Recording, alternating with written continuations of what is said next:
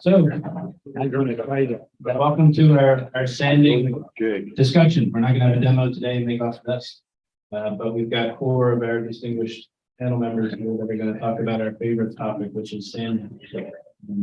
A lot of people say that tongue in cheek, but I actually don't mind sanding that much. Maybe you guys don't either. I don't know. Maybe it's just because I'm new at this.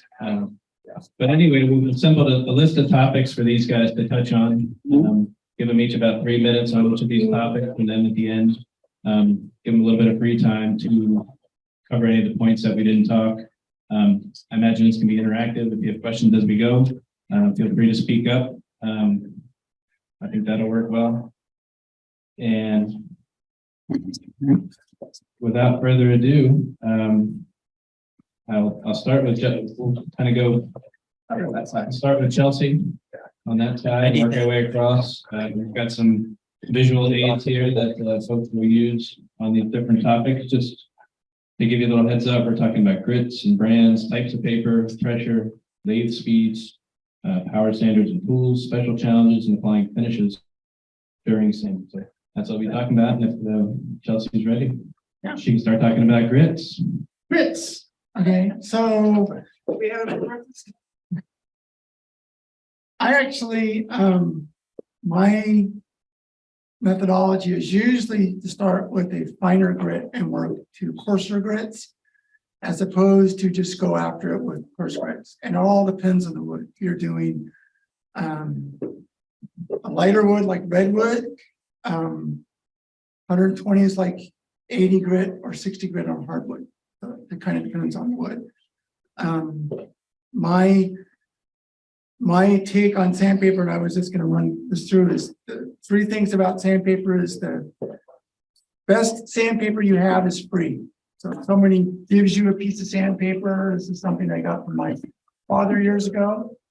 Spent a lot of time in Hollister. It's very dry and it's good for about 2 wipes and it's destroyed, but it's free. The next best sandpaper is actually leftovers. So sand belts are great. They're actually, as a grit, consider if it's an 80, it's like more like a 60 compared to normal sandpaper. So I like to take my belts, and when I need a little skinny piece, this lasts a long time. And if you got a belt like this where the center part's not working on the belt sander, there's a piece on the edge that works, it's great. So I go through, and then the last thing specifically about sandpaper, that's the cheapest stuff you can buy. $12 gets you 1,000 sheets and it lasts a long time. So I do, we're going to go to brands and stuff, but these are all different types of sandpaper that do different things and they're all different grits, and you have to kind of go through that. So my method is to start thinner, go down to where I get the paper out, and I work through the grits till I get to about 1,200 on wood. And at that point, I'll start applying the finish. If it's a resin, I go up to 12,000. So, thanks, Chelsea. Comment on the back? There are some companies that make sanding belts that will sell you all the remnants. That will be like a box full for like these? They'll sell you, a whole box full. These are leftovers. Yeah, like Which are the next cheapest sandpaper. Unused. All right, Roy, grits. Okay, I'm going to talk about some special sanding applications. And my typical bowl is something like this, where you have an overhanging edge. And that's a little difficult to sand. And the tricky thing is when you're doing this under part and your inclination is to put your hand in there. And one thing you always want to remember is if the wheel you would be turning this way, you don't want to put your hand over here because you'll get a catch. Right. And Just hold it up. so you'll get a catch if you're this thing spinning this way. If you put your hand on this side, you get a catch. It turns the other way. I don't want to do this because I agree. it's not, when the tool catches, that's not good. But when your finger catches, it's really not good. I've brought broken finger once like that.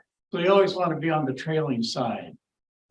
And then you're minimizing the problem. But let's say you got natural voids, so that's still pretty dangerous. So I came up with my own sanding tool, which is like what I call the backside sander. The sandpaper is on this side. So I can put that in there and spin it and power sand it. Works really slick. You can't buy these. I make them myself. And after the demo, if you know, after the meeting, if people want to come up, I'll show you the parts I use to make them. And you have an army of Oompa Loompas to do this rotation, or you have a machine for We're done rotating. Shut that way off. Okay, when I'm sanding the bottom, I use something like this, and if it's a deep bowl, add an extension on it. These things are, you know, easy to get from Amazon. They don't cost much. They come up to a foot long, and you can use the hex ed, or you can just cut it off and use a 1/4 inch regular drill motor.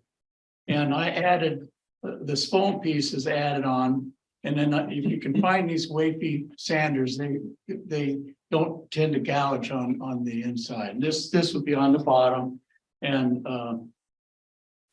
there again you can add an extension onto these. And that's some, you know, special tools and special applications that I've been using. Okay. Martin? All right, I've got my own built-in microphone. Yeah. I'm lucky there. So the importance of sanding is that it's the only thing you see. Right? If you see an antique car that has a nice shine on it, it's cool. If you see a new car that is rusty or unwashed, it looks ugly. And the sanding is all you see. If you don't spend your time sanding, that is like not painting your walls. Just leaving on the drywall and the tape, and you do not do anything with it if you don't sand properly. So it's all you see. If you could only do one of the things with your piece of wood, either cut it or turn it or sand it or polish it, I would always use the sanding to make it look nice. And then you can make it into something nice. If there's nothing else you're allowed to do with that piece of wood to make it into something that you can use as a paperweight for, okay. But if you sand it, it will look nice. That's why you do that. Another thing on sandpaper is that never buy less than 10 packs. That also tends to be the better quality. I have a piece here. Where do they go? I put them here somewhere. They've already moved. If you have like cheap paper stuff, that is good. Sorry, cheap paper is good to take paint off a fence or so, or of a door. And you do a swipe and it's filled up with paint, you throw it away, you take a swipe with the next one. Otherwise, spend some money on it. Lee Valley, leevalley.com, does at the moment a deal with the Norton 3x sandpaper, 80 sheets for $39, so 50 cents a sheet, and it's then a whole packable series of grids of the motion that you use. And also realize that a well-worn 120 piece of sandpaper sands just like a well-worn 120 grit piece of sandpaper. It does not magically turn into 220 grits. And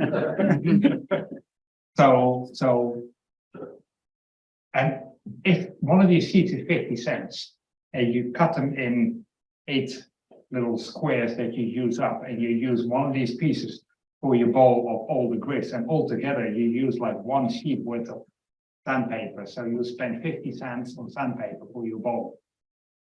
That's not worth trying to use that old piece of stuff that, oh shit, I used ebony last time and now I've got all the black stuff in my pores of this piece of oak.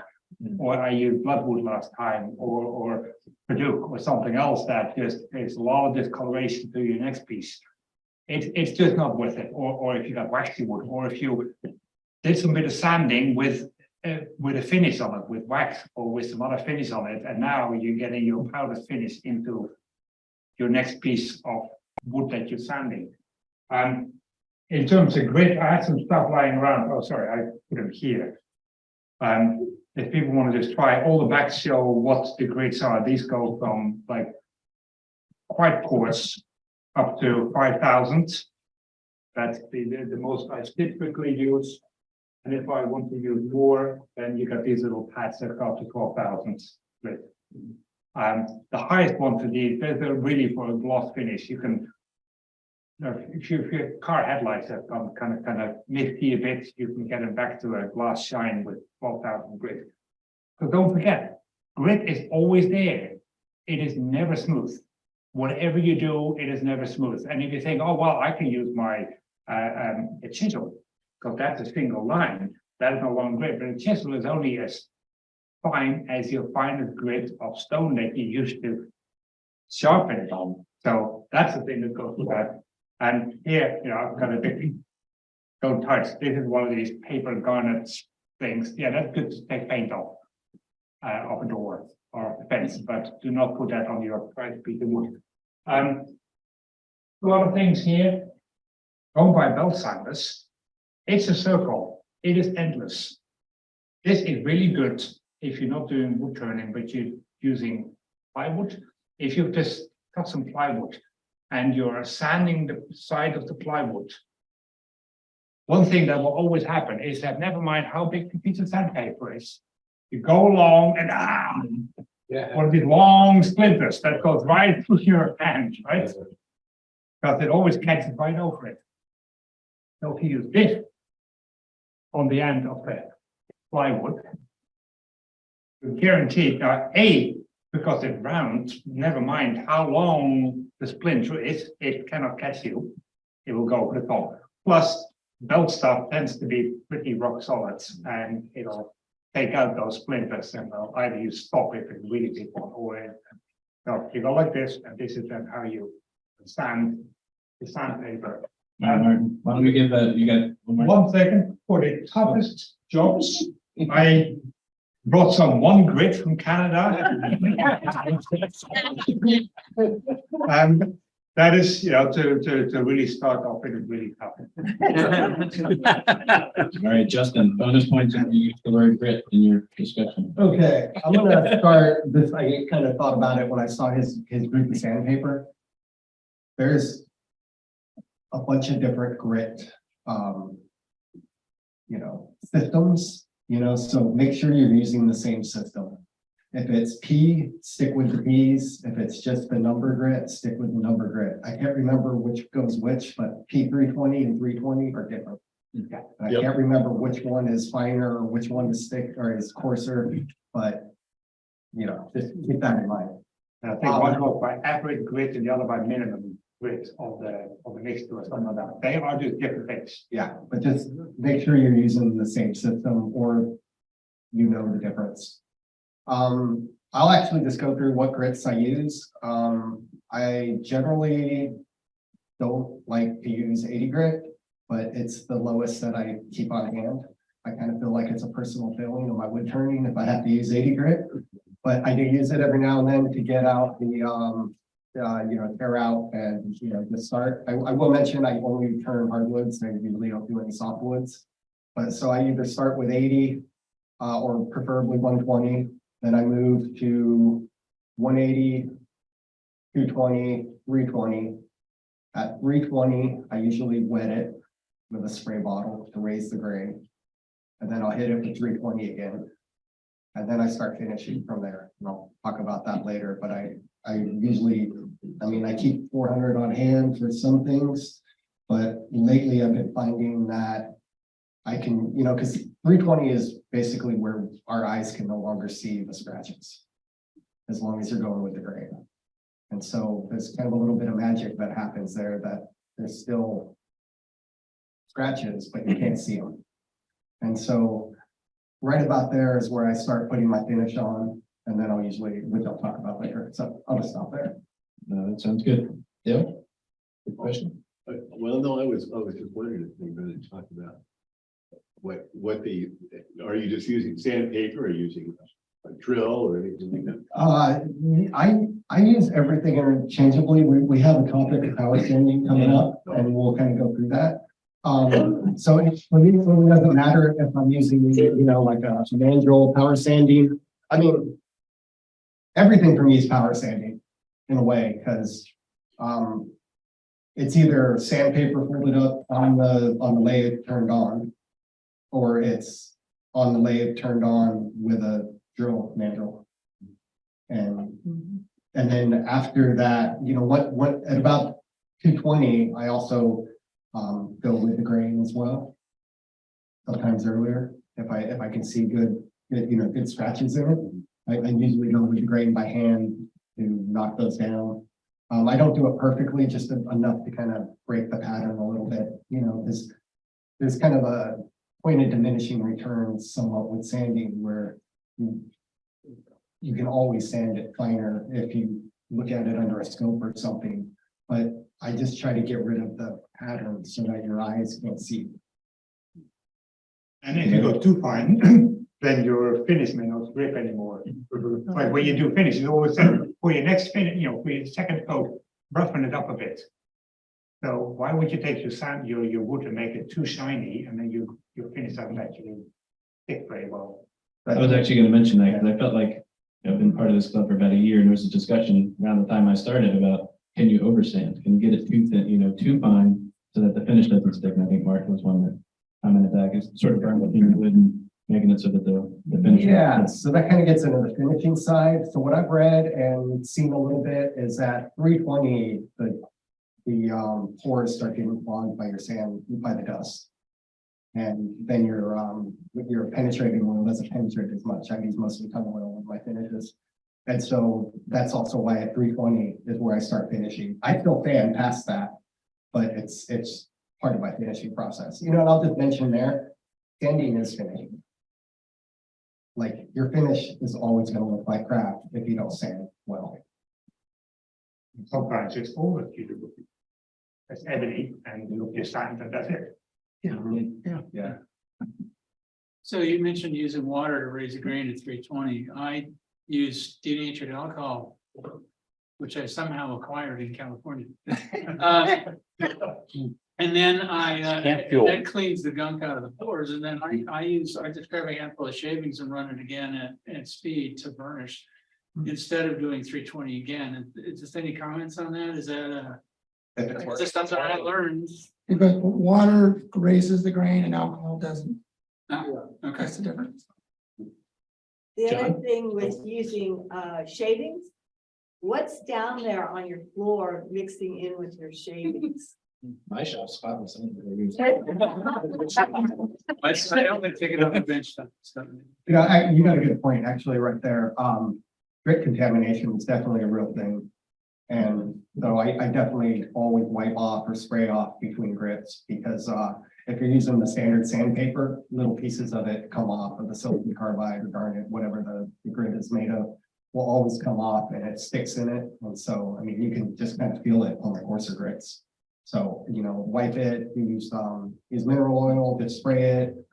But Yeah, That's a one thing I would say is, with your sanding goes with what your final finish is going to be. If you're using, I sand cutting boards that I sell, and I sand them 120 and put oil on them, and they're done. If you're doing an oil finish, you're not going to go to a 1200 grit. But if you're putting a high gloss finish on, there's steps you want to go to get that gloss finish. Sounds good. Kevin? John was waiting back here. Yeah, I would agree with what they're saying. I usually start finishing after 220. I raise the grain at 220. If it's trainware, something for the kitchen, I make sure that I raise the grain on that. If you do a salad bowl and don't raise the grain, and then it goes into use, you'll very often find that it gets exposed to water in the kitchen, and it raises that grain and gets a rough, bumpy surface, and it doesn't seem very professionally done at all. Don't ask me how I know that. So yeah, I usually sand at 220, raise the grain, resand with 220, and then if on salad bowls, and I'll wet sand with the oil, with the walnut oil that I use, the 320, 400, 600. And then that's all the, and then finish with the oil wax, and that's all the things. Since we're on grit, you see that roll of sandpaper there? This is gold from Wingsport. It's cloth back. The grit is very uniform. And the cloth backing makes it easy to mold. So if you're doing spindles, like if you've got to form stuff to get into codes, you go around beads, so on and so forth. That stuff works really well. I buy it in those rolls and just rip it apart into pieces. It also comes in sheets. That's my favorite sandpaper. I just like to add that to John's comment, I use the same material and it holds up really well. And one thing I learned that when I have a belt grinder that I use on my metalwork, and I found that the most expensive sandpaper is the cheapest. And when I say that, it lasts so much longer Yeah. that, you know, for what you get, it's best to buy the most expensive. What about other sandpaper such as Abernet? Any comments on that? I'm gonna get to that when we talk about brands. Yeah. All right, well, that's a good timing. We're on brands. I was gonna say that I see so many different brands here that I was wondering if people have preferences. But, Okay, I'm gonna do that. Go What's back that? this way or You start wanna this way? Start that way, go this way. We'll do the snake Okay. pattern. Go ahead. Jeff. Okay.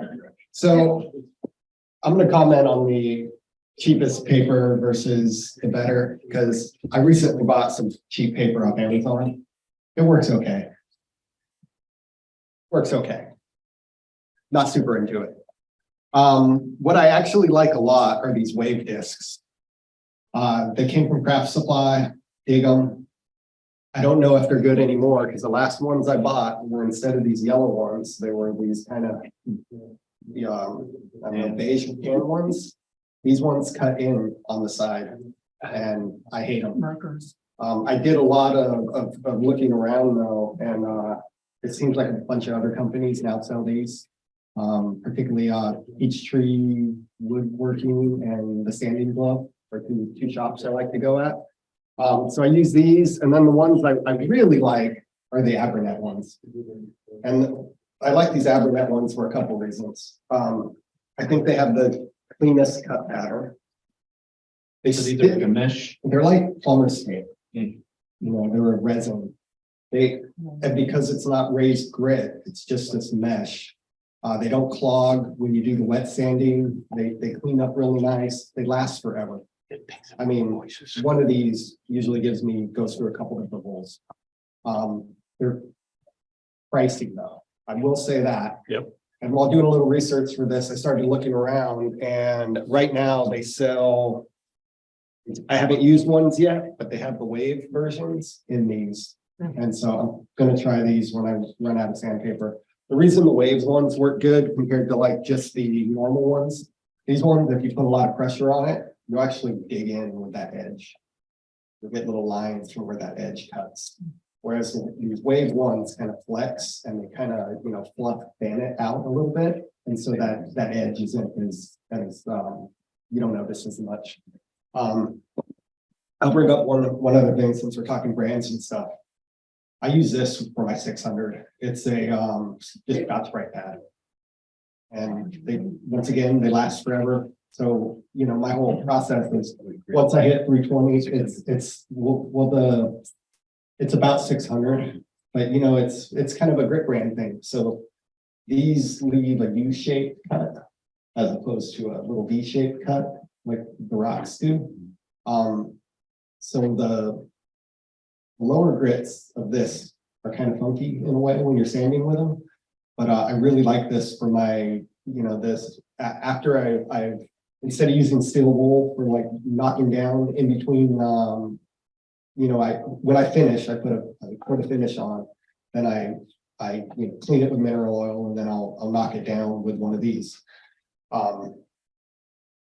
So I go from 320 finish, knock it down with one of these, and then I just as many coats of finish as I want. If I want it to be a matte finish, the last one, I just hit it with this again. They last forever. You buy them in a big box. Love these things. They don't clog. If you're doing it wet, you'll get a little bit of finish in it, but when you're doing dry finish, dry finish even like clogs up normal sandpaper. This one I've used forever. What do you call it? It's just Scotch Brite. Where do you get that grit? Amazon. And they sell, like the green, if you look up Scotch Brite grits, they'll tell you what approximately it is. But like I say, they're different. It's kind of like the P to the whatever, because this leaves a U-shaped valley, not a sharp valley. So it does have a different sanding pattern. Kind of in the same way that the Abranet has a different sanding pattern. But I think these are the absolute best. Back to the expensive, use them, they last forever. And you can also buy the same stuff in boxes off Amazon as well, where it just comes like plumber's tape. I don't know if you're familiar with plumber's tape, like that sandpaper, you buff out the copper tubes. Emery cloth, yeah. So it's just like this, comes in 1-inch strips. You can buy a box for $19 that goes from 80 to like 600. And I use that a lot too, because it's also very flexible, put it in your hand, it doesn't clog. That's also Amazon.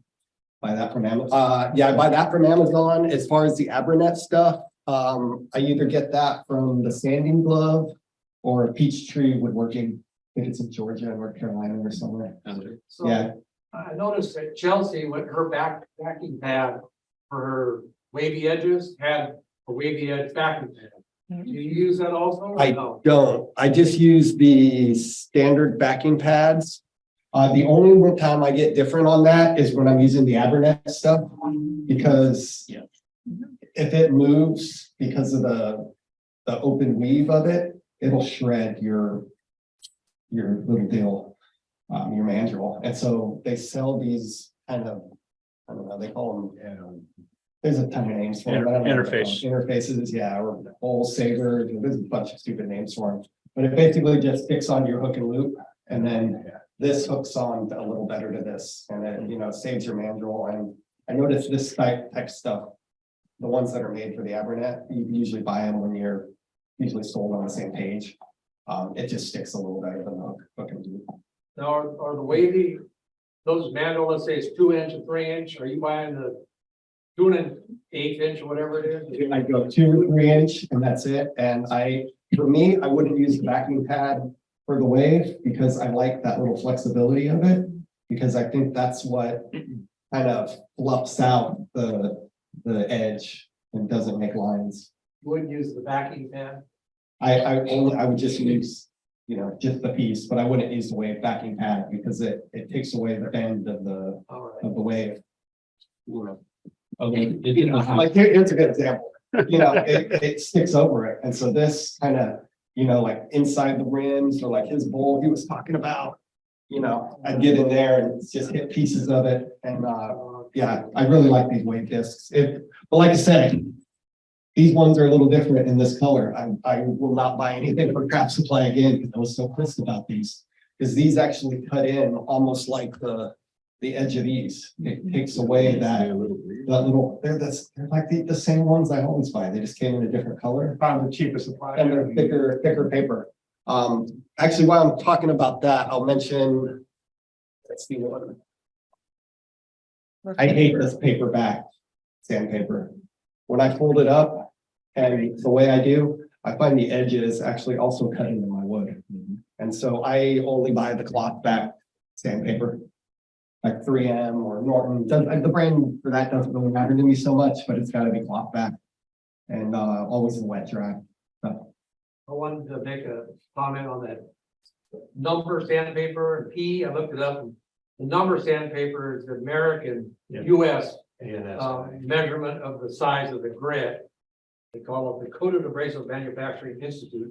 European P grade is the Federation of European Producers of Abrasive.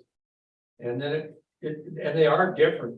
P180 is the same as 180, but when you get above or below that, they change. Yeah. So like P600 grit is the same as P12 1200. So it's very Kevin, a comment, the sanding backing pads come in different densities too. Yeah. So what I found is that the softer ones work really nicely when you have a curved bottom.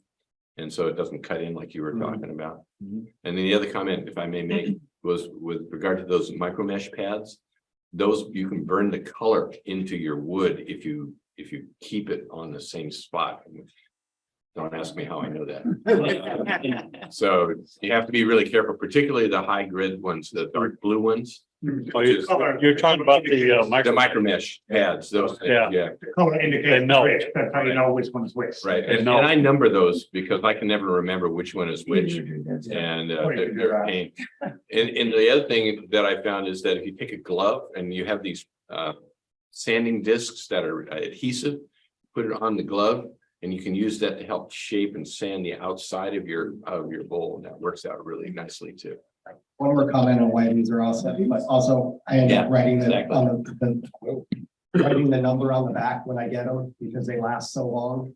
They always lose it, but there's no grit in it, so there's no contamination. Where do you buy your Evernet? Because I've had terrible experience with it. They don't last. The ones They that don't last. Sanding glove or Peachtree woodworking. They have a lot of it, Vincent's. Yeah. Vincent's Street, whatever.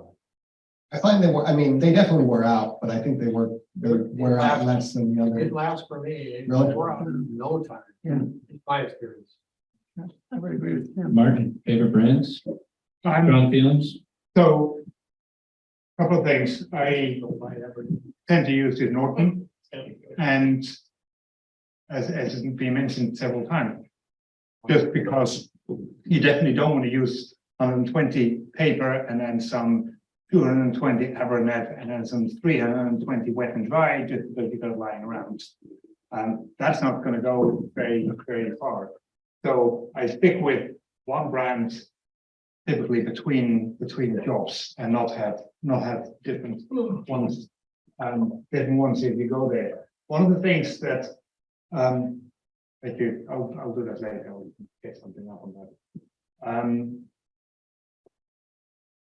The big brand names, you spend your money, you get your stuff. If you get the no brand stuff, then that's not going to go down anywhere.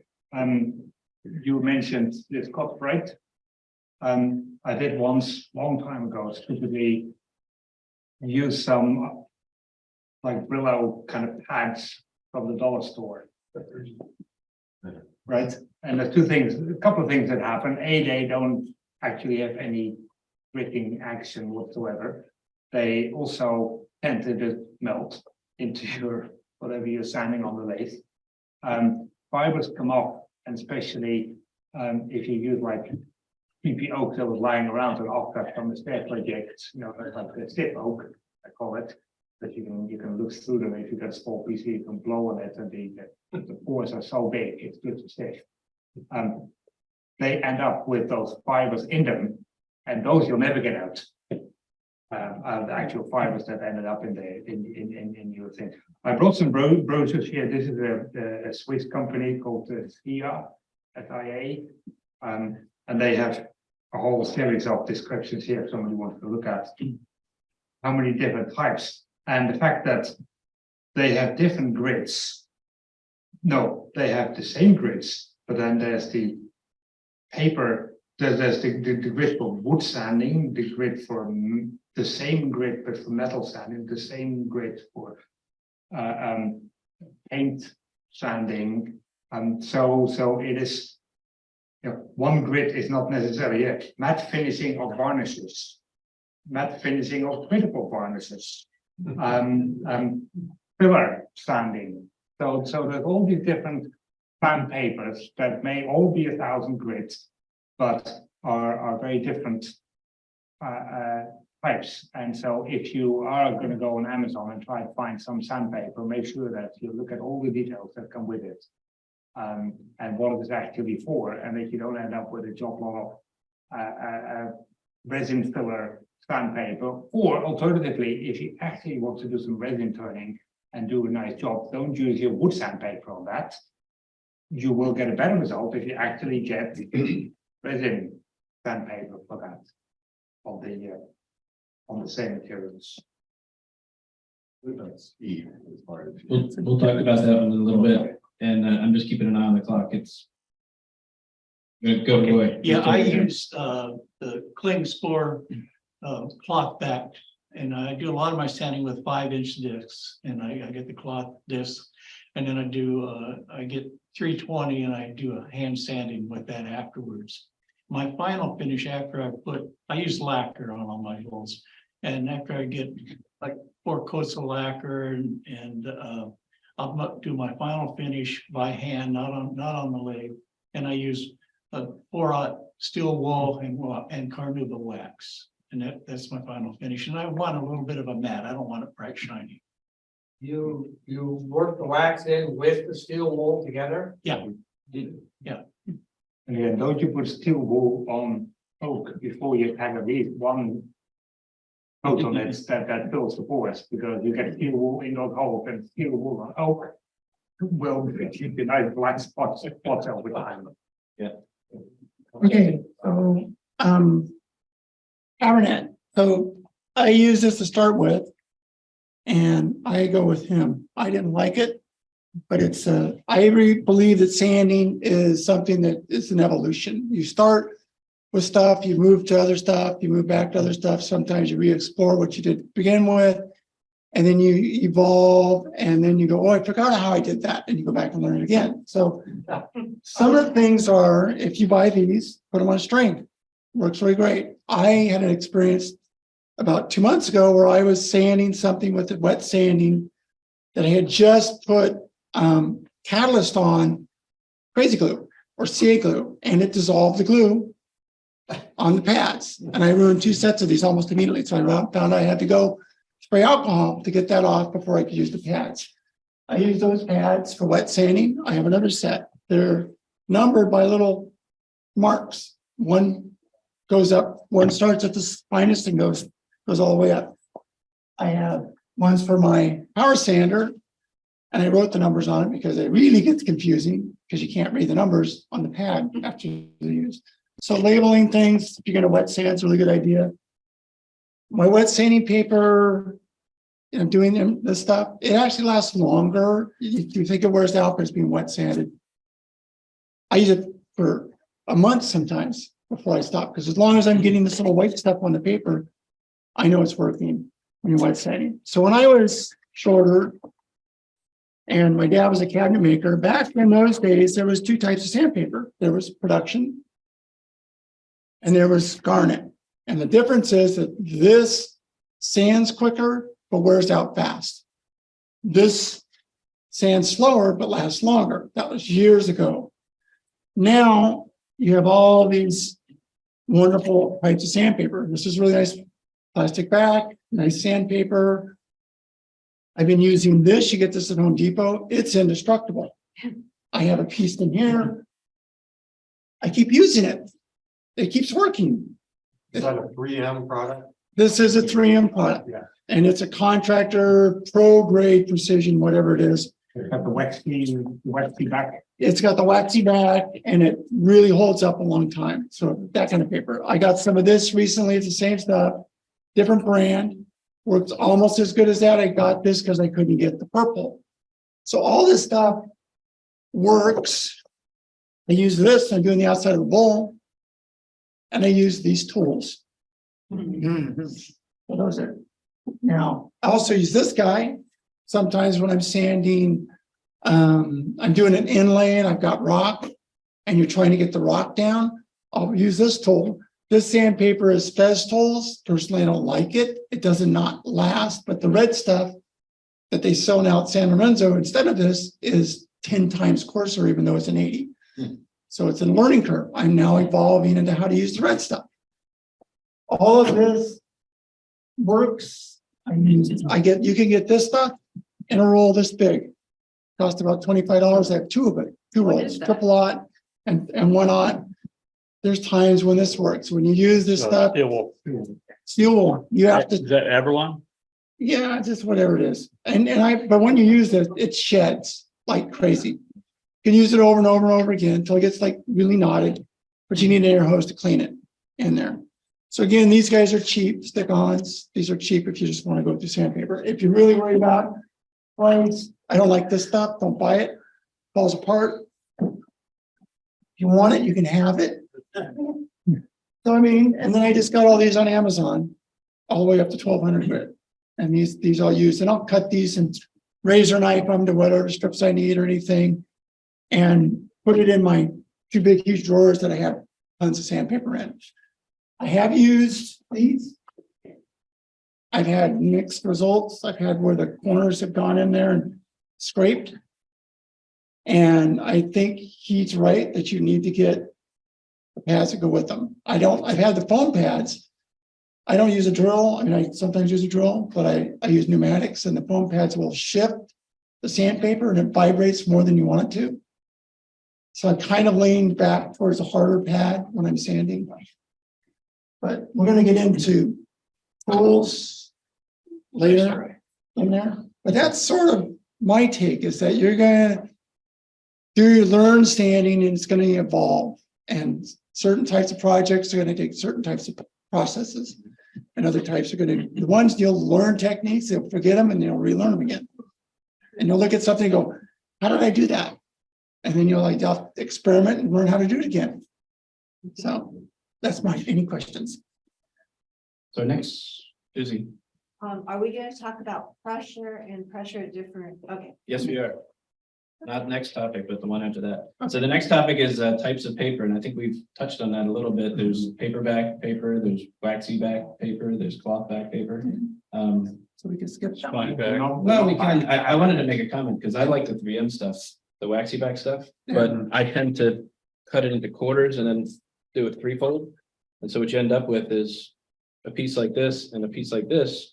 And the heat generated from the sanding actually makes these stick together. Huh. And then sometimes it'll make that one stick together. So be careful if you're using it that way. Maybe I'm sanding too hard. Maybe we'll talk about that in terms of pressure. I was told- I'm generating too much heat, I but was told Or too fast. pull the sandpaper Yeah. back on itself. Yeah. Then those two rub each other and wear the sandpaper out. I quite like it. I mean, like Chelsea said, and perhaps others, that stuff cuts really nice. It lasts a long time. It's comfortable to use. It doesn't crack and gouge, like Justin was talking about. But I have wasted a little bit because it's melted together. They just one on brand, and it's just what I learned. Chelsea and I were talking about this. I get a brand called Hermes, Hermes, and the kind I get, you can't get here. I have a friend in England that gets it, but it's paperbacks, and it's much thinner paper than a lot of this other stuff. So, you know, I'm sanding teeny tiny things, so I do have to fold it over and get in there. But because the paper is so fine, we don't get that cracking and saving with it. So there are differences in the paperback stuff. Yeah, so if there's not anything to add that we didn't cover on types of paper Well, there's one or cloths, I should take say. on backing, just say some of the backing stuff that I do. Is where if you look at if you imagine this is a piece of sandpaper, and you look here, then what you will see is paper and grit on top.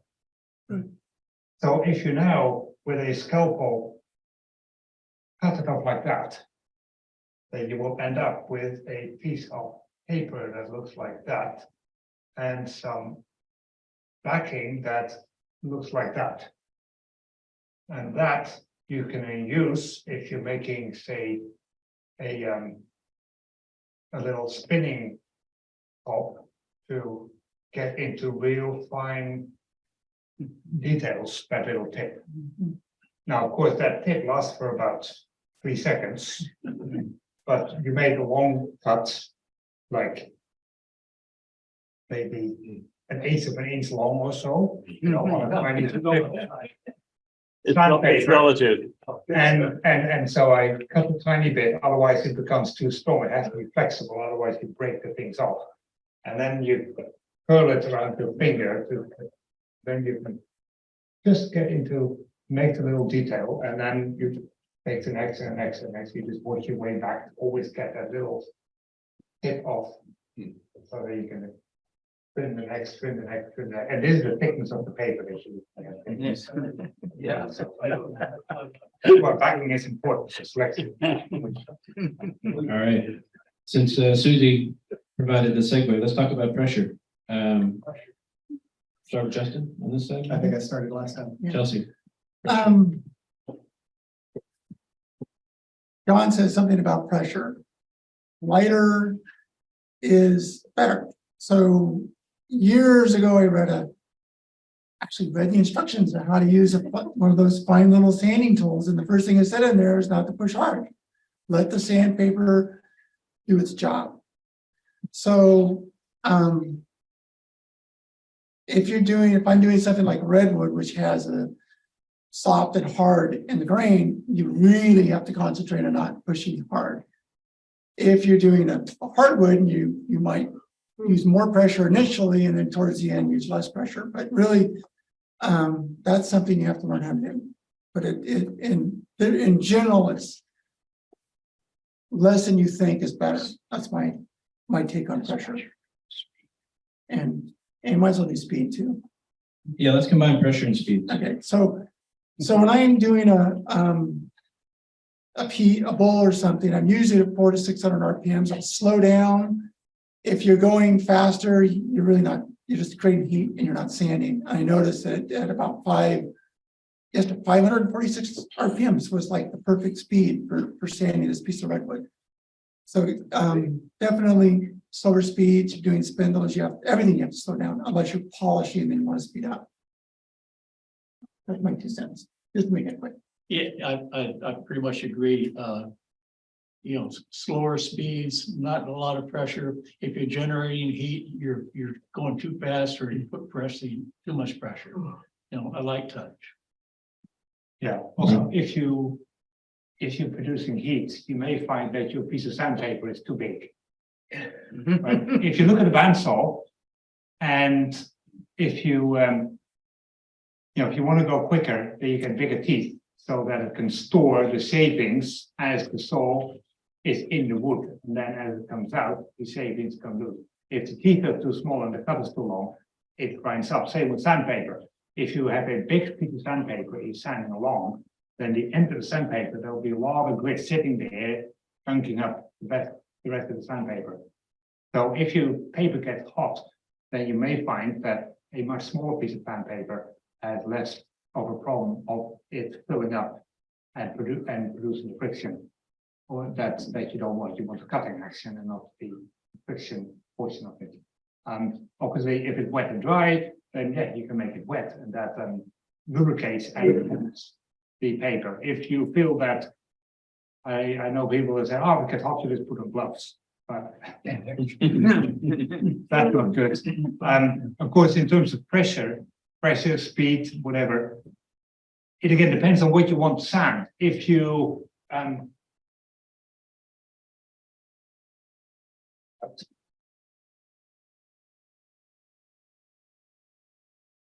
if you've got wood that has got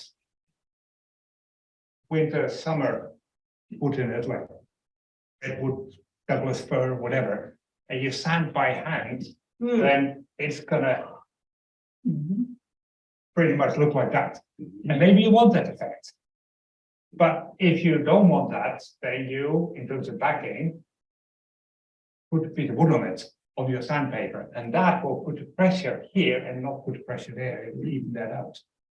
And that then depends on what the effect is that you're trying to get. If your initial piece of wood looks like that, just because that's how you've been cutting it, then the grit that you want to start with should be kind of equal to that. So you start with that kind of grit, and that will then end up with an even thing like that. The next grit will pretty much half it to that. The next grit will pretty much half to that, and then it becomes even. If you here start with nice fine grit, then what you get is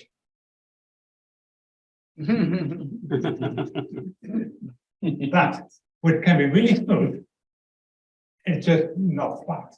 And it just depends what it is that you're trying to achieve, what you're starting with and what you're trying to achieve.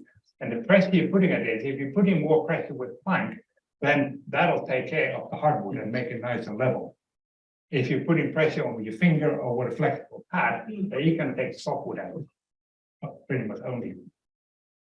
Yeah, I've seen that with spalted wood too. I've had some pieces that Spalted wood and end up with really deep depressions if you're not using something that's firm to sand with. Justin? I think Chelsea pretty much said it. I would add heat is definitely your enemy. It wears down your sandpaper quicker and causes issues with the wood sometimes as well. I honestly don't pay attention to speed that much. It's more, speed for me is more like, you know, cooking, high, low, fast, medium, slow. I never look at what my RPMs are. And actually, you know, because I have a VFD drive on mine, so I don't actually know what the RPMs are unless I do some math. So, you know, when I turn, I go as fast as I feel is safe. When I'm sanding, it kind of depends on the piece. I mean, I definitely slow down, so I'm not building up heat, but I don't go so slow that, particularly on the rougher grits, that I'm, you know, making spiral patterns on it. I want it to be fast enough that me moving back and forth and it turning is creating a smooth surface. It's not like creating these big spiral scratches that go down it.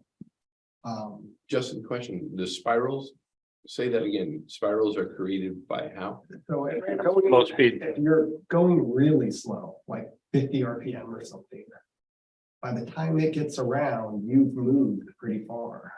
And on the coarser grits, it'll actually cut like a spiral line. Oh, I see what you mean. You know, like sanding's all about tricking the eye. And it's just really easy to see that spiral line. Same thing with perfect circle lines. So if you're going super fast, putting it hard, you get these big circle lines all. And that's also easy to see.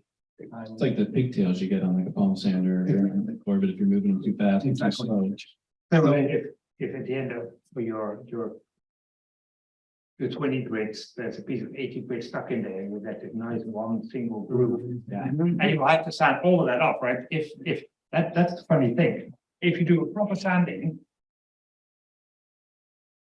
right, your very first cut, that is the bottom of the cut, like these bits. And then as you cut more and more and more, you want to end up with that.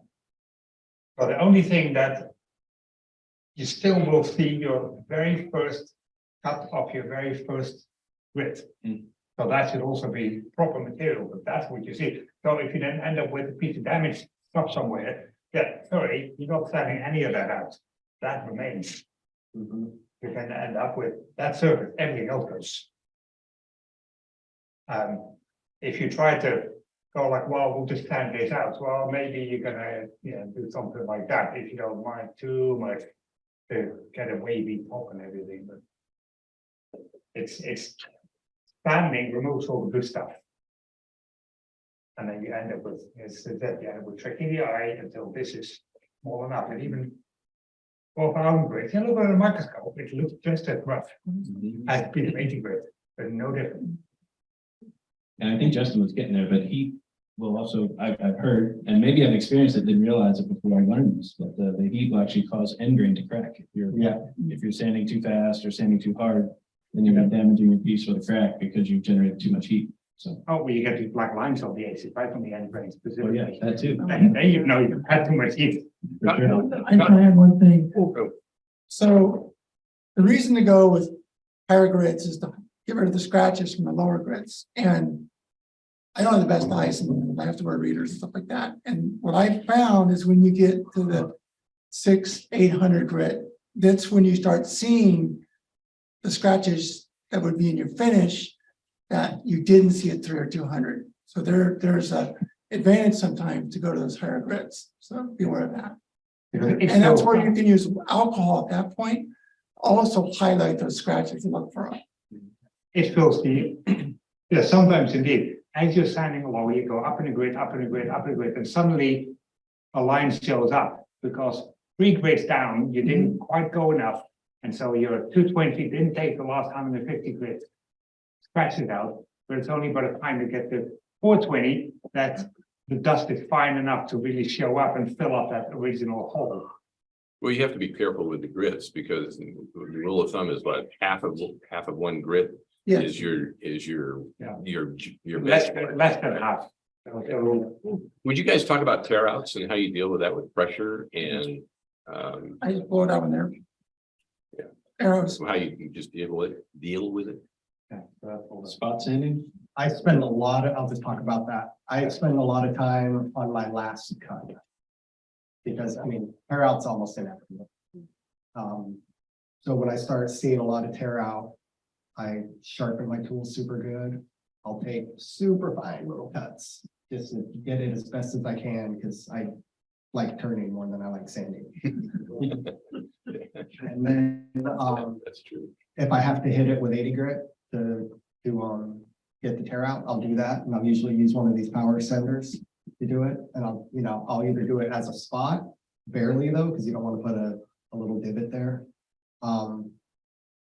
And if I did that with a higher grit or low grit, like an 80 grit, and then I'll usually, after I get that piece out or the tear out, I'll use an 80 grit piece of sandpaper just by hand with it turning and sand pole with that, just to make sure that the cut pattern doesn't pull you around. Pressure?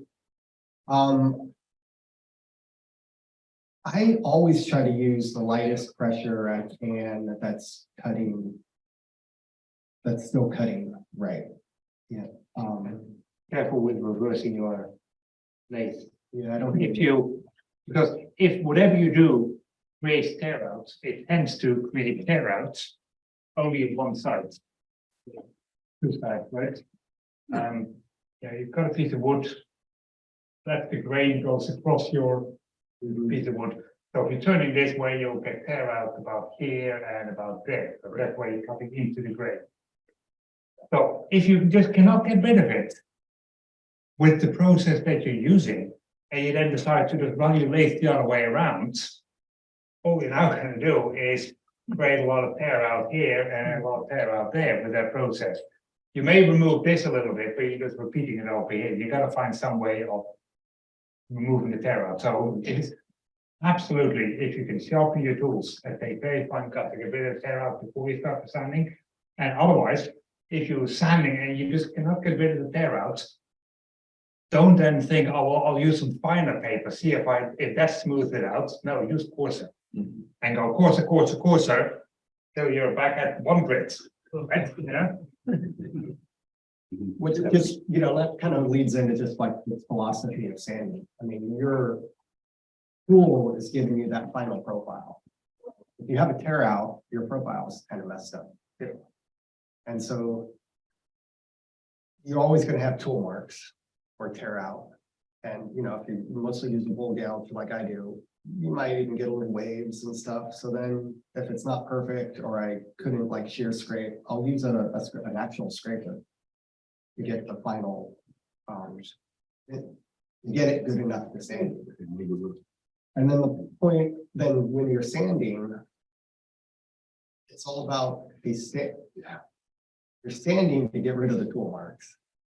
And then your next grit of sandpaper is to get rid of the tool marks from your previous grit of sandpaper. That's all the sandpaper And you does. just keep It going gets rid of the previous one grit. to the next. It's all about the tool marks. Your sandpaper is a tool, just like your gouge is, and just work through them to remove the tool marks. One of those tricks is that as your thing moves and you move the sandpaper along it, you should see everything move with the sandpaper. If there's any lines that don't move, that is therefore a groove that your sandpaper isn't touching. And either you have to keep going until they all move, or you go back a grit. So the first grit, well, your tools do the shaping. The first grit should do all the work. Any of these tool marks and cuts and unevennesses and punchiness or whatever, the first grit you use to solve all that. The next one, all it's going to do is going to remove the grit marks of your first grit, and the next one. So if there's anything that didn't work, go down a grit, go back to your tools.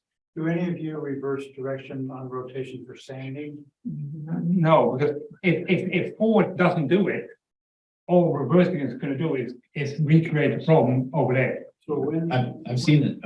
oh, sorry, for what purpose would anyone reverse? Dust collection, I think. Because so you can Seriously, no, stand I on, see a lot of people on YouTube do that, and they've got the dust hoods in the back, and so when they turn it around and have it go away. it allows you to stand on the top of the piece. Yeah, I'm just about. and not get the dust in your face. Yeah, that's it. But yes, yeah, for that aspect, it's good, but not to solve But that. don't forget to turn your leg back the other direction before you start turning again. Make sure you put the right stop pin on. So this is spinning piece on. Oh, I was just gonna say that, for me, I feel like reversing your lathe is a safety issue because there's no, lock nut or anything on There's it. mine on the set pin, but I Oh, spun loose from the set pin and almost So- wedged it on Yeah. permanently, and I never did it again. Maybe you got a heavy feet. Yeah, My putting- lathe doesn't you're have a reverse. It's not you're a- putting pressure, on Yeah. it. Spinning it backwards, you're just gonna unthread it, like, I don't have. How about on your drill, when you're standing with a drill, Sure, you want to, why would you reverse it for your drill then? if you need to get in a specific spot, it won't For turn. me, inside and outside the bowl. Or to change. But not change like doing the part. same surface. I wouldn't reverse it inside a bowl, but on the No, inside. let's of say you're it. doing the outside of a hole, do you Yeah. ever reverse it? Depending on which hand you're holding the drill in. On the, well, on the That's same true. part that you just. Right. But if it's about direction of where the dust goes into your dust collector or the direction of how you hold the drill, Right. by all means go reverse, but not to solve errors. Yeah, No, and I mean, it's circular, we do need to move. it's all gonna Yeah. go the same way no matter what. Yeah. 3-minute rule, we're not doing Yeah. that. Yeah, you better. We've got the opportunity drawing we want to do here, so hold your questions maybe till the end.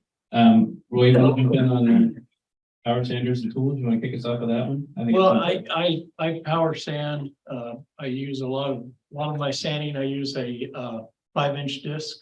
And then I, use the smaller ones, when I'm doing the insides. Mhm. And then my final sanding is at 320, and now I do that by hand.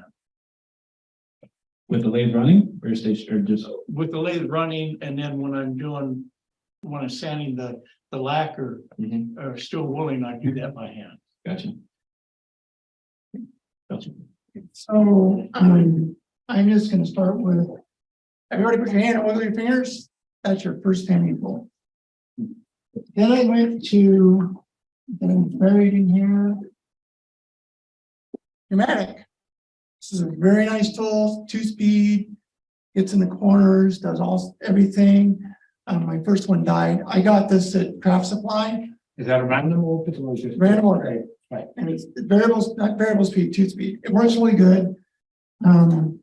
I picked this one up on Amazon when my first one of those died. This is actually nice. It's variable speed. It has a directional exhaust. Make sure you point it away from your face. And somewhere in here, I didn't bring it for some reason. I have the little wood thing you can get where you put these on and you sand.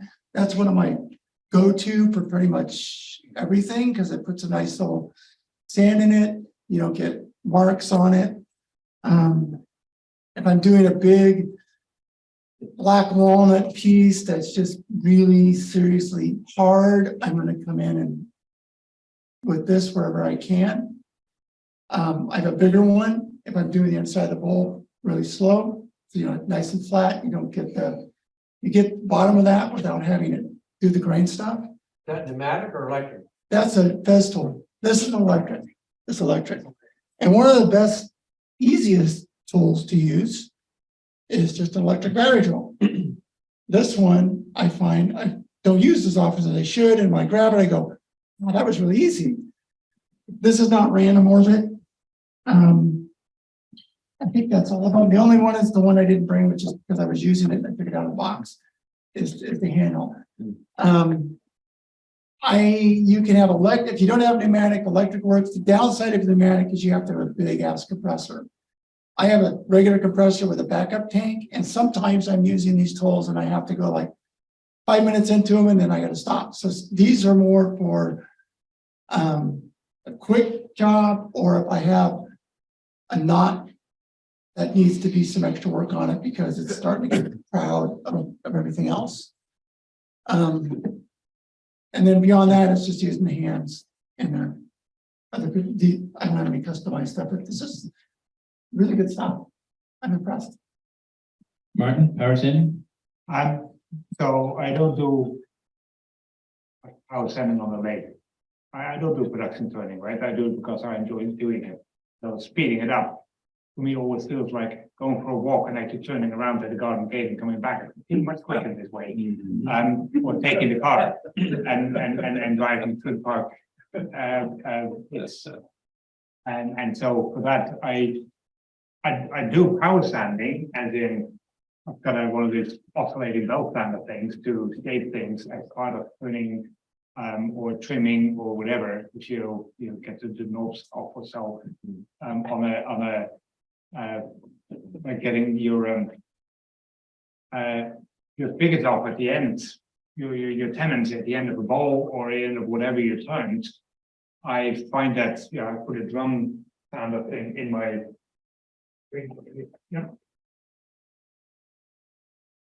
one of those things.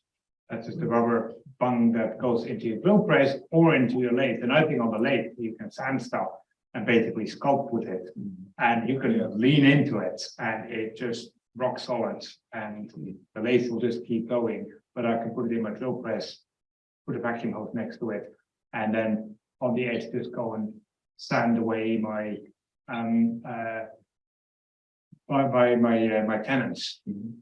I used to then take the thing off, take the sleeve off, put the next sleeve on, and then you realize like, oh shit, $10 a piece, TCT rubber band. So just have a series of these, couple of these next to each other with the different grids on them, and just pop a different one in the lathe, and then you use that as to do reverse power sanding as a way to use the lathe as your power sander. This'll go, it's thick enough, it's 5/8 or 3/8, so it'll go in the end of even a medium-sized chuckle hole bit in the middle. So there's just one point. If you have an air compressor and you're sanding, and you just blow the dust off your sandpaper, it actually makes it work better. Right. Have you guys ever used one of those little rubber Yes, I do. erasers? I use those all the time. Integrate that, I yeah. have Oh, a, the big block of rubber. Oh, yeah. I have a big drum sander. We're going to do that belt sanding. Clean it all I up. don't use them on the lathe very much. But yeah, but it's also to get the rubber, really stick the Yeah, you rubber just- block, rub them over it, clean it up. Yep. those- That's Erase same with it here. Yeah. Justin, you brought a drill. It looks like you got anything to say about that? So I always power sand, but usually for me, that means on the lathe by hand, with hand, just fold a piece of sandpaper. I tend to use these tools, because I do a lot of things with, cracks and voids and holes and just stuff that it's kind of dangerous for my hands to be in there with them like that. And so then I'll use, something like this. I bought it from Amazon for like $40. I used to use a cordless Makita, but felt like it was kind of heavy for that. Let me touch on one thing about the speed too. When I was talking speeds, I really meant using hand sandpaper. I slow down significantly when I'm using that drill because it's already fast. Yeah. And so I'm trying to balance the speed to not heat it up or cut deep lines in it with how fast that's going at that point as well. All right. For that, I use my half RPM lathe. And I did bring it in a couple of meetings ago, right? The thing that has a basically rotatory motor on it. And then the big bolt that goes through a couple of ball bearings, on which I put a chuck that didn't fit my lathe. And then you can put whatever in there and then just use one of these. Yeah. And then sand. And as you're sanding, the thing is just slowly rotating and just working out the cover. I mean, one of those where I didn't do ball bearings. All right. Recently. For the sake of time, More bearings and bolts. I want to give the. Yeah. So for the sake of time, I'm gonna skip right to Roy with special challenges. I think he's got some things he made here. Well, I've already talked about. Oh, you've already talked about that? Yeah. All right. Well, for the sake of time, we'll That the one I showed earlier, the cutting sandpaper at 45 degrees. special challenge. That was a special sandpaper challenge. All right, the last one we got here is applying finishes during sanding. Chelsea? I just, that's a discussion all in of itself. So I just brought one. I mean, I've done where I put finishes on with sandpaper, it just clogs up the sandpaper. I've done it with steel wool, it seems to fill up the steel wool. My take on finishes is that the way I can describe this is when there's a paint called linear polyurethane, it's two-part material, you mix 2 parts together. And what it does, it takes the molecules and it lines them up like this. So I was walking down the dock one time in Monterey and I looked at the side of this boat and I went, wow, that's a beautiful fiberglass boat. And then I did a double take and I looked and it was a boat that was shiplapped like that. And they had caulked it and smoothed and everything. And they painted it with brush on linear polyurethane. You roll it on, tip it off with a brush. And I swear to God, it looked like a fiberglass boat. And the inside, you could see the rough streaks and all that. So to get that finish, you need to take the surface that you're going to put it on, the wood, and like the little sand marks, you need to fill those up to where they're flat. So a car that's painting a metal surface sprays the whole car down with primer and then sands all the primer off. And that little bit that's left is in the micro pores of the metal. Well, wood has pores. So here's a product. It's basically grit or diatomaceous dirt, whatever it is, and a wax. And what you do is you rub it on your wood and you polish it, and it takes and fills all those little voids till it's shiny and smooth. You'll see it kind of gets a matte finish to it. You really look this, you can turn it up, go fast, polish it. And then I took this. This is your basic. Who can guess what this is? Anybody? Kind use. Sanding sealer. Mylands friction polish. Okay, little squirt bottle. You buy these in bulk. They're wonderful. I have everything in these things now. I put this on, one coat. You go 1 or 2 coats of this, and it has an amazing high gloss finish. Easiest in the world. This is a great finish. Anything with wax in it, if you get alcohol on it, drinking, and you spill your drink on it, it will turn the wax sticky. I've had that. I've had pieces fail a year later. I'm like, why is this all sticky?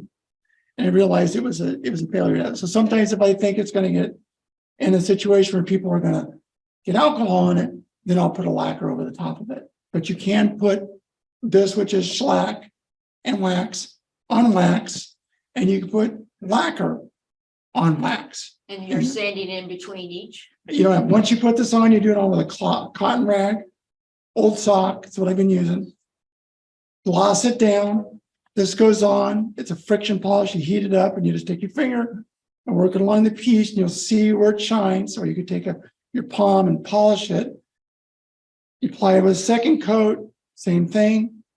You don't sand between. The polishing makes it smooth in there. And the same thing when I do the lacquer, I put it on and I polish it. Now I don't sand in between. You can if you want to, but you look at sanding sealers. Sanding sealer is supposed to fill all the grains, and then you sand it to high grit, and you put sanding sealer and you do it again. You're trying to do the same thing. You're trying to make that surface like glass. Then you put your finish on, so your finish will come down and line up and look like perfect.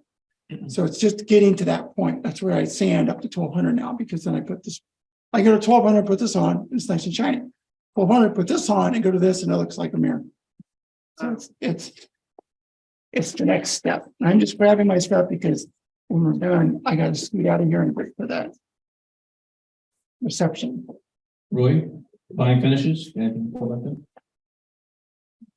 There you go. I go up to 320 sanding, and then I put on 2 coats of deft sanding sealer, and then I'll sand that out once. Then I put about 4 or 5 coats of deft. So I use a semi-gloss mixed 50-50 with gloss, and then I final finish that with steel wool and wax. Martin? Sorry. So I finished with whatever I've got to hand, because no 2 pieces are gonna do the same ever. That is friction polish. I think of the name now. Whatever. it's friction polish, and then the bits that didn't seal so well, I dropped some wax into it, made it easy. It's also always realized that, your desk that has got that real nice solid finish on it, and you've been banging on it for years and scratching it, it's still shiny. Yeah, that's UV pure, highly poisonous. So unless you are gonna get, licenses for that poisonous stuff and have proper, breathing apparatus, and I've got the UV curing lamps and everything, you're not gonna get that. It's just not gonna happen. If you know somebody who's got that they can do it for you, like if you've got a real bowl in Vancouver, we had somebody at the club who actually had access to that. And so he would take your bowl and put a finish on it, or a table that you have and put a finish on it, and then you get that kind of finish on it. And you pay for that. So that is one thing to always realize, that whatever finish you put on, it's like, dealing with vermin. The stuff you get at Home Depot just ain't gonna do quite what pros can do. And unless you're willing to go that extra step, you can do very nice stuff, but it's gonna take a lot more. It's the Armstrong polisher. Anybody uses the Armstrong polisher? Right. It uses the elbow grease, and together it works just, it does the stuff. But it's gonna take you just a little bit longer. And preparation is the key. Whatever you didn't do in preparation, whatever you didn't sand quite right, no amount of wax is gonna hide the tear outs. Whatever you did at the turning is the shape. Whatever you do with the sanding is the sanding stage. Whatever you do with the polishing stage. Do not assume that the sanding is going to fix your turning mistakes, or that the finish is going to fix your sanding mistakes. If you're not ready with the sanding, don't go and put finish on. Make sure that you repeat the sanding and go back to 80 grit. Go back to the start at whatever we shot. Otherwise, you're just going to end up with a thing that's never going to look good. Go right back there to the worst grid, or 120, wherever you started. Work your way through it again, and then do your finish. And if your finish isn't right, just sand it right off. Sand the finish right off with coarse grit, and then repeat the whole process in order to make it look nice. Well said. Justin, you want to bring us home with? I think he was right on target with that. I had this finished to a high gloss Wednesday night. Looked at it in different light, noticed big old cracks across it. So hand sanded it all the way down to not having it. Your finish is only going to be as good as you sanded it. I think the difference between like professional looking work, other than a clean, perfect line, is sanding marks. I think that's what holds most turners back from having professional looking work, is sanding marks. And go to a car show. Polishing is all that matters, because one scratch shows up like enormous, and that's what they get rated at. So as far as finishing, it sort of depends on the wood. When I first started turning, I used to like to use a lot of exotics, and I felt like my finishing was different. Coca-Cola or ebony or something has a lot of oil in it. It doesn't really need anything. And also when you put like tung oil or linseed or something like that on it, it kind of darkens it. And so if you don't want it to darken,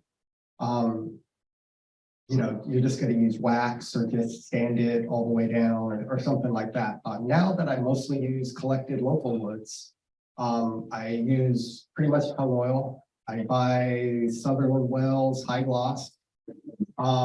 Anything I start with at 320, I take that high gloss stuff, I thin it down 50-50 with mineral oil.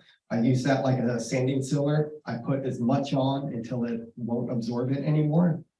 Then I wipe it off. When it dries, I sand again with 320. Then I start putting just the high gloss coat on it, and I put it on. I either go from there to 400, or I just go straight to one of these in between coats every time. In between, I wipe it off with mineral oil to get the dust off.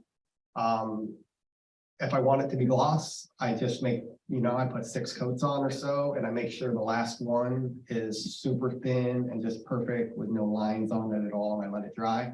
If I want it to be matte, I just put a couple coats on it, and I hit it with this on the last bit. What brand? Sutherland Wells You can buy it it's the Lee Valley brand now, of their own tung oil, polymerized tung oil. They buy it from them, but, I still just buy it from Sub-Oil Wells online.